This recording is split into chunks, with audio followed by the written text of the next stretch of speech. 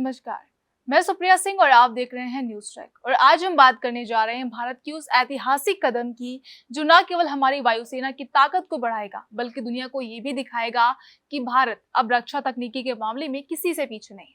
जी हाँ, बात हो रही भारत के पहले स्वदेशी 5वीं पीढ़ी के स्टेल्थ लड़ाकू विमान की, AMCA यानी एडवांस मीडियम कॉम्बैट एयरक्राफ्ट की।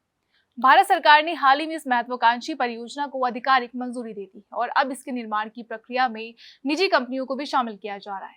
इससे न केवल आत्मनिर्भर भारत को बढ़ावा मिलेगा बल्कि हमारी राष्ट्रीय सुरक्षा को भी नई उड़ान मिलेगी। तो सबसे पहले जानते हैं कि AMCA क्या है।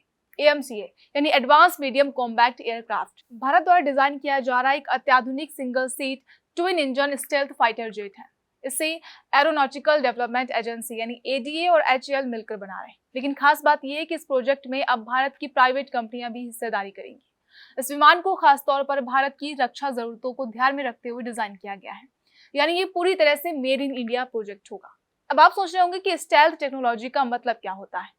स्टेल्थ यानी अदृश्य, यानी ऐसा फाइटर जेट जो दुश्मन के रडार में नहीं आता है, यानी आपकी नजर के सामने से कोई चाकू निकले और आप जान भी ना पाए कि क्या हुआ है। स्टेल्थ तकनीकी फाइटर जेट की radar, cross section, infrared signature, thermal image और ध्वनि को इतना कम कर देती है कि उसे पकड़ पाना दुश्मन के लिए बेहद मुश्किल हो जाता है। AMCA को इन सभी खूबियों से लैस किया जाएगा, जिससे ये भारत का सबसे ताकतवर और हाईटेक फाइटर जेट बनेगा। अब जानते हैं कि AMCA की क्या क्या खूबियां होंगी। AMCA सिर्फ स्टेल्थ नहीं होगा, ये एक मल्टी रोल फाइटर जेट होगा, यानी air to air, air to ground और इलेक्ट्रॉनिक वॉरफेयर तीनों प्रकार से ऑपरेशन में सक्षम होगा। इसकी मुख्य विशेषताओं की बात करें तो इसमें है स्टेल्थ डिजाइन, सुपर क्रूज तकनीकी, AI आधारित avionics system, network centric operation की क्षमता, internal weapon storage, double engine जिससे ज्यादा ताकत और बैकअप रहेगा, सुपरसोनिक स्पीड बिना आफ्टर बर्नर के, उन्नत इलेक्ट्रॉनिक वॉरफेयर सिस्टम। अगर आप भी जानना चाहते हैं कि भारत का पहला AMCA कब तक उड़ान भरेगा, तो आपको बता दें कि ADA और HAL की योजना है कि AMCA का पहला प्रोटोटाइप 2028 तक तैयार कर लिया जाएगा और इसके बाद इसकी टेस्टिंग शुरू होगी। अगर सब कुछ योजना के अनुसार चलता रहा तो 2035 तक भारतीय वायुसेना को इसकी पहली यूनिट मिल सकती है। शुरुआत में 120 फाइटर जेट्स बनाने की योजना है, जो बाद में 250 तक जा सकती है। वह इस प्रोजेक्ट में लागत की बात करें तो रक्षा मंत्रालय ने पहले चरण के लिए लगभग 15,000 करोड़ की मंजूरी दी है। इस राशि में डिजाइनिंग, रिसर्च, टेस्टिंग और शुरुआती प्रोडक्शन शामिल है। इसके अलावा आपातकालीन रक्षा जरूरतों को ध्यान में रखते हुए सरकार ने इस महीने 4.5 अरब डॉलर की अलग से राशि भी मंजूर कर दी है। इसके बाद सबसे इंपॉर्टेंट कि इस प्रोजेक्ट से कौन कौन जुड़ा है, तो आपको बता दें कि एरोनॉटिकल डेवलपमेंट एजेंसी यानी ADA जो मुख्य जिम्मेदार एजेंसी है, हिंदुस्तान एरोनॉटिकल लिमिटेड यानी HAL जो मैन्युफैक्चरिंग में अग्रणी रहेगी, DRDO जो तकनीकी और रक्षा रिसर्च में काम करेगी, टाटा एडवांस सिस्टम जैसी निजी कंपनियां जो असेंबलिंग और पार्ट्स निर्माण में भागीदारी देंगी। अब बात करते हैं कि भारत स्टेल्थ फाइटर जेट्स क्यों बना रहा है। इसका जवाब छिपा है भारत की जियोपॉलिटिकल स्थिति में। पड़ोस में चीन और पाकिस्तान जैसे देश हैं जो लगातार अपनी वायुसेना को आधुनिक बना रहे हैं। प्रवीण सैनी जैसे रक्षा विशेषज्ञों के मुताबिक चीन जल्द ही पाकिस्तान को स्टेल्थ फाइटर J-35A देने वाला है। ऐसे में भारत के पास फिलहाल कोई भी स्टेल्थ फाइटर हमारे पास नहीं है। ये हमारे लिए एक बड़ा खतरा है।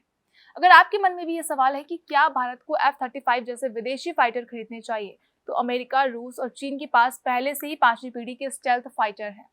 अमेरिका F-22 रैप्टर और F-35 लाइटिंग सेकेंड, रूस के पास है सुखोई Su-57 और चीन के पास है J-20 माइटी ड्रैगन। भारत को भी अमेरिका की ओर से F-35 की पेशकश मिली थी, लेकिन इसकी कीमत और मेंटेनेंस कास्ट इतनी ज्यादा थी कि वायुसेना ने इस पर विचार ही नहीं किया। राहुल बेदी, रक्षा विश्लेषक, कहते हैं कि F-35 की 1 घंटे की उड़ान की लागत 30 लाख रुपए से ज्यादा है। साथ ही इसकी मेंटेनेंस के लिए भारत को अमेरिका पर निर्भर रहना पड़ेगा। युद्ध की स्थिति में भारत क्या करेगा? ऑपरेशन सिंदूर के दौरान जो हालात बने उसमें दोनों देशों की वायुसेना ने आमने सामने की लड़ाई लड़ी। ऐसे में जब पाकिस्तान के पास स्टेल्थ फाइटर होंगे और भारत के पास नहीं, तो ये स्थिति चिंता का कारण बन सकती है। इसलिए रक्षा विशेषज्ञों की सलाह है कि भारत को जब तक AMCA तैयार नहीं हो जाता तब तक अंतर्राष्ट्रीय सहयोग से कुछ स्टेल्थ फाइटर खरीद लेने चाहिए। सबसे बड़ी चुनौती है इंजन। भारत की सबसे बड़ी तकनीकी चुनौती है फाइटर जेट के लिए इंजन निर्माण। आज भी भारत कोई भी अत्याधुनिक फाइटर इंजन खुद से नहीं बनाता है। GE और रोल्स रॉयस जैसी कंपनियों से बातचीत तो हुई है, लेकिन अभी तक कोई ठोस नतीजा नहीं निकला है।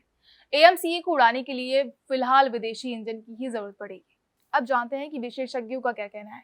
एलेक्स पित्सास, जो कि अटलांटिक काउंसिल से जुड़े हैं, कहते हैं कि पांचवी पीढ़ी के फाइटर जेट्स में स्टेल्थ, सुपर क्रूज और डिजिटल एवियोनिक्स जैसी तकनीकों का होना अनिवार्य है।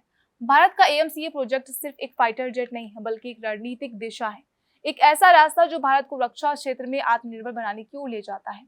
आज जब हमारे पड़ोसी देश चीन और पाकिस्तान तेजी से आधुनिक हथियारों से लैस हो रहे हैं, ऐसे में भारत का सिर्फ जवाब देना नहीं, बल्कि रणनीतिक बढ़त हासिल करना जरूरी है, और यही बढ़त एएमसीए दिला सकता है। ये प्रोजेक्ट न सिर्फ भारत को स्टेल टेक्नोलॉजी में वैश्विक पलट पर लाएगा, बल्कि हमारी इंडस्ट्री, निजी कंपनियों, युवाओं, इंजीनियरों और रक्षा शोध को भी नई दिशा देगा। हाँ, इसमें चुनौतियां हैं, खासकर इंजन निर्माण जैसे, लेकिन भारत ने तेजस, ब्रह्मोस और इसरो के माध्यम से पहले भी ऐसी असंभव लगती तकनीकों को संभव कर दिखाया है। अब आप बताइए, क्या आपको लगता है कि भारत को F-35 जैसे स्टेल्थ जेट खरीदने चाहिए या एएमसीए जैसे स्वदेशी प्रोजेक्ट पर ही भरोसा करना चाहिए? नीचे कमेंट करके अपनी राय जरूर दीजिए।